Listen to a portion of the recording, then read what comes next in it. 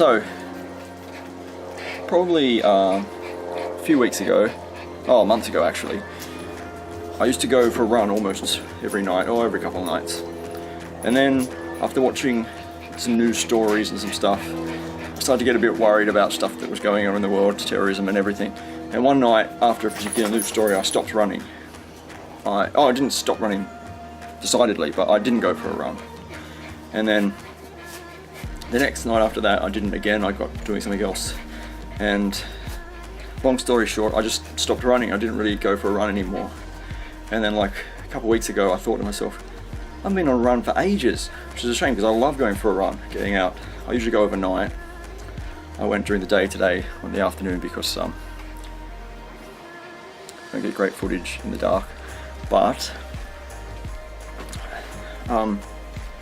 yeah, I'd been a bit afraid, so I just let it stop me from doing something I quite like.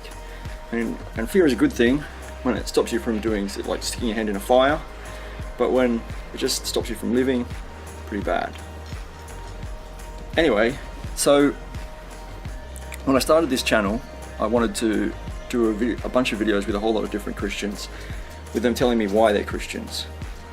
And I found it a bit hard, mostly because I haven't asked that many people, but also because not a lot of people want to do it on camera. It's a bit awkward, I suppose. It's fair enough.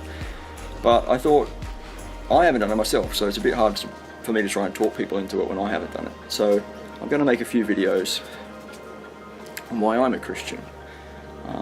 Because there's a bunch of reasons, and it would be a very long, boring video, but also because I can, so why not? And first of all, I thought I'd talk about fear. One of the reasons why I'm a Christian. It's not even fear itself, I guess, it's more our reactions to fear, and our reactions to other people's reactions to fear. Yeah. And I guess it's probably more basic than why I'm a Christian. It's probably why I believe there's a God. People say that Christians are Christians because they don't want to be afraid. They believe it because it's a big safety net, or like a big adult safety blanket kind of thing. It just makes them feel better about the world. Which is true, it's a nice thing to believe. I don't believe that the world is completely meaningless and it will collapse back into nothing, having had no real effect. But that's a bonus, it's not why I believe. To believe something just because it's nice is stupid, but also to disbelieve it because it's nice, it's just as stupid. It's not really evidence for or against, it's just nice. So, a while back I was watching The Avengers, which is obviously a movie, and the main bad guy, main villain of the piece, is Loki, and there's a scene where he attacks a man at some sort of evening event in Berlin, I think, and obviously everyone freaks out and they run out onto the street. Mayhem spills over into the street, and then Loki comes out with his powerful staff thing, I don't know what you call it, and flips a police car with it, and then he demands that everybody kneels before him. Everyone's terrified, so they do. And then he gives a speech on subjugation, which is being subject to someone. And he ends by saying, in the end you will always kneel. And then this old man in the crowd stands back up and he says, not to men like you. And Loki says confidently, there are no men like me. And the old man says that there will always be men like you. And then Loki's just about to kill him when Captain America swoops in and saves him, which is lovely but irrelevant to what I'm trying to say. I'm more interested in this old man who stands up despite the fact that he's clearly outmatched by Loki and his magical stick. He knows what's right and he stands up, even though he knows he can't win. Even if he had have died, even if Captain America hadn't got there in time and he died, I would have still been inspired by that. I think most people would be inspired by that kind of a character. Whether they live or die, if they stand up for what's right, against the odds, we're inspired. Why is that?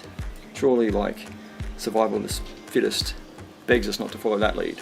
If they stand up against the odds and win, I can understand that. That's logical. You follow that guy. But if they lose, why would you say, yep, I'll do what they're doing? And yet we do. We love those characters. They're right through literature, through movies, through books, through history. You've got the characters like our friend standing up in Berlin.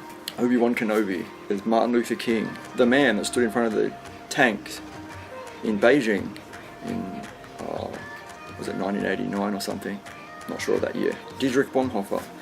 There's these people that we're inspired by. We call them heroes. And I think it's because they point to an absolute right and wrong, a good and an evil, reason beyond just measurable fact. I think they point towards a purpose, a plan, a creator, God. I think they point towards a kind of God who saw that life would lead to pain as well as love and joy and beauty, but still set things in motion. The kind of God who looked down through history and saw himself being nailed to a cross to pay a price for the people he was about to create, and still said, let there be light. I think that kind of courage, to my mind, points toward the kind of God that Christianity preaches.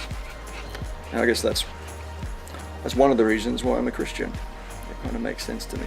So I'll see you guys soon.